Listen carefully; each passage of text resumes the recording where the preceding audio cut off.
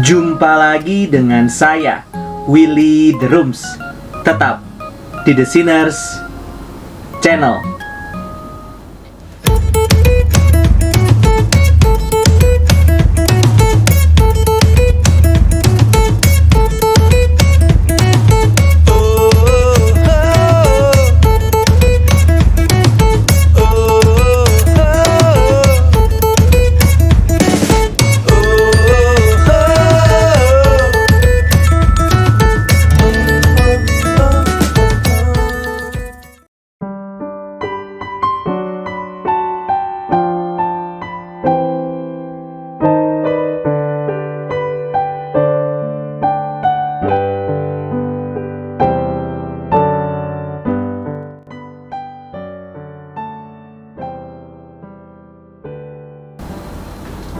Pada era globalisasi yang menjunjung tinggi produktivitas ini, waktu begitu berharga, sehingga setiap waktu seharusnya dipakai secara efisien untuk mendapatkan keuntungan sebesar-besarnya.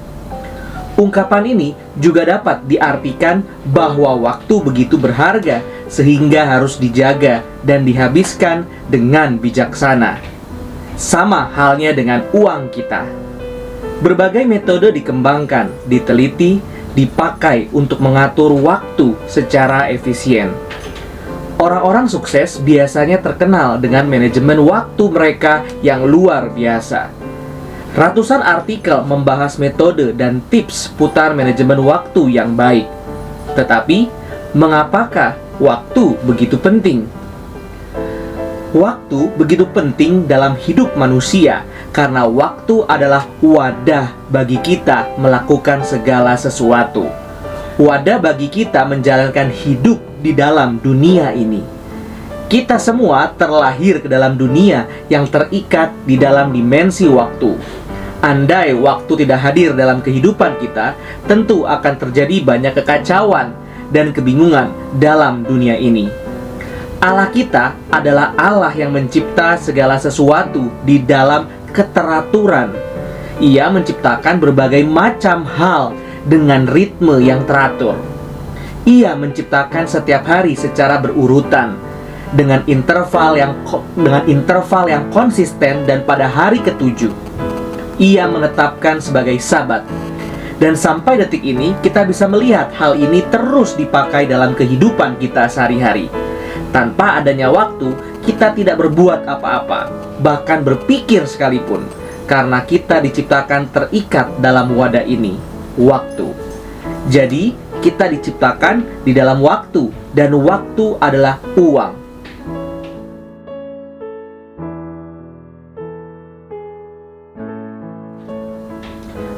Apakah benar waktu sama dengan uang?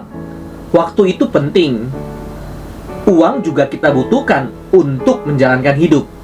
Sebuah film berjudul In Time menggambarkan apa yang terjadi bila waktu menjadi mata uang. Yang kaya dapat hidup selamanya, sedangkan yang miskin tidak akan memiliki banyak waktu untuk hidup. Yang kaya mengatur hidupnya sesuka hati, yang miskin harus berjuang mencari waktu untuk bertahan hidup. Hidup seakan begitu tidak berarti dan menyedihkan. Waktu tidak dapat disamakan dengan uang atau dibeli dengan uang. Waktu jauh lebih berharga daripada uang. Waktu adalah wadah di mana kehidupan kita berjalan. Waktu adalah jalur di mana kita semua berpetualang menjalani hidup kita masing-masing. Waktu bukan uang, waktu adalah kehidupan itu sendiri. Karena tanpa waktu, kita tidak memiliki kehidupan. Ketika waktu kita telah habis di dunia ini, kita akan meninggal. Tidak ada lagi kesempatan untuk hidup. Tuhan adalah pencipta yang menetapkan segala sesuatu. Dialah yang mengatur waktu setiap manusia di dalam kehidupan ini. Tuhanlah yang memelihara kita sampai setiap rambut kita berubah menjadi putih. Yesaya 46-4. Tuhan jugalah yang mengatakan, "Hai bodoh, waktumu telah habis." Lukas 12 ayat yang ke-20. Amsal 27 ayat 1 menggambarkan ketidakberdayaan manusia terhadap waktu yang ada di dalam tangan Tuhan. Musa sendiri menggambarkan hidup kita seperti embun yang lenyap di pagi hari. Waktu yang kita miliki terbatas, bahkan tidak dapat kita ketahui berapa banyak waktu yang kita miliki. Kita tidak pernah tahu apa yang dapat terjadi esok hari, beberapa jam ke depan, bahkan beberapa saat lagi. Manusia dapat memprediksi, namun tidak dapat memastikan apa yang akan terjadi pada masa depan, karena semua itu berada di dalam tangan Tuhan.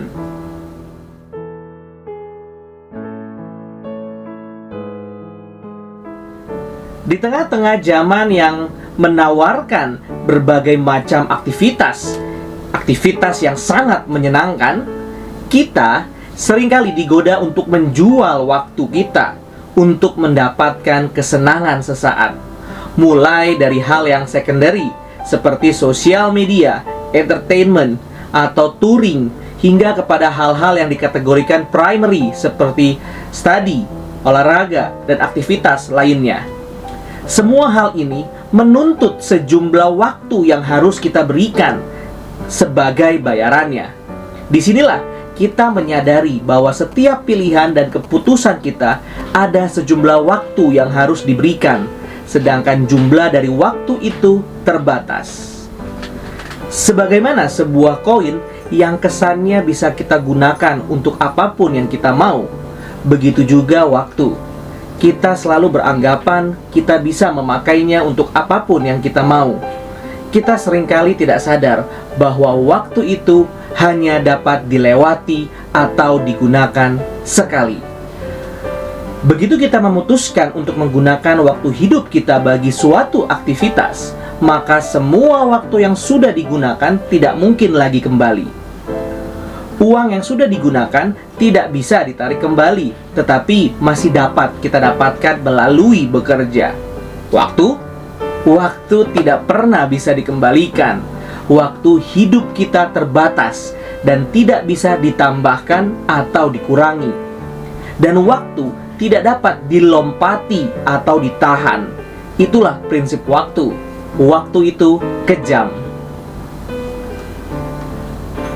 Banyak orang Kristen zaman ini, terkhususnya pemuda Kristen, hidupnya sangatlah sibuk. Seringkali saat kita mengajak mereka untuk menghadiri acara-acara gereja atau terlibat dalam suatu pelayanan, jawabannya adalah, "Maaf, saya tidak ada waktu." Alasan yang terkesan menunjukkan betapa sibuknya hidup mereka. Tetapi kalau diselidiki lebih lanjut, mereka bukannya tidak ada waktu, tetapi memilih menggunakan waktu yang ada untuk hal yang lain yang lebih pas atau menyenangkan hati mereka. Selama kita hidup, waktu selalu ada. Tidak pernah terjadi vakum waktu. Tetapi masalahnya adalah bagaimana kita menggunakan waktu itu. Kita pakai waktu itu untuk bayar apa? Pemuda selalu berpikir waktu hidupnya masih banyak. Bukan hanya itu saja, tetapi juga memiliki kesempatan yang lebih besar daripada orang tua. Seorang yang sudah tua dibatasi oleh kondisi fisik yang semakin lemah dan konteks kehidupan yang lebih rumit, sehingga penggunaan waktu hidupnya tidaklah sebebas seorang muda. Seorang yang sudah tua juga memiliki ikatan tanggung jawab yang lebih banyak daripada pemuda.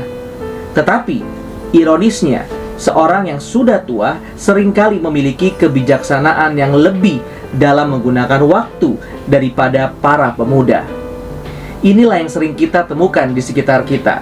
Seorang muda yang memboroskan waktunya dan seorang tua yang meratapi akan waktu hidupnya yang sudah segera berlalu. Maka, berbicara mengenai bijaksana dalam menggunakan waktu, paling tepat ditujukan kepada para pemuda yang masih memiliki kesempatan yang luas dalam menggunakan waktunya. Waktu kita adalah kehidupan kita. Dan bagi Rasul Paulus, hidup adalah Kristus. Hidup ini bukan milik kita, hidup ini milik Kristus. Hidup kita telah dilunasi dengan harga yang sangat mahal. Kita telah menjadi milik Kristus. Apa yang seharusnya kita lakukan terhadap waktu sebagai umat tebusan? Ada beberapa respons yang kita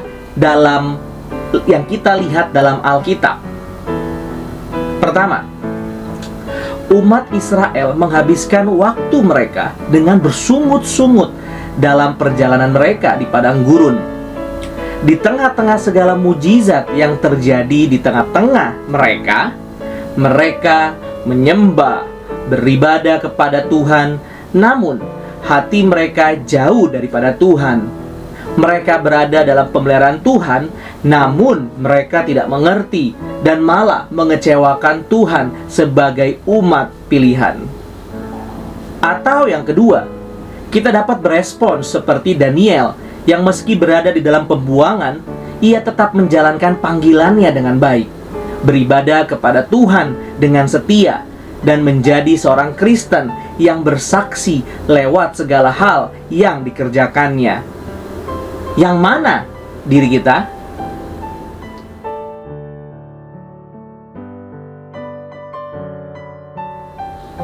Waktu adalah anugerah yang diberikan kepada kita dari Tuhan.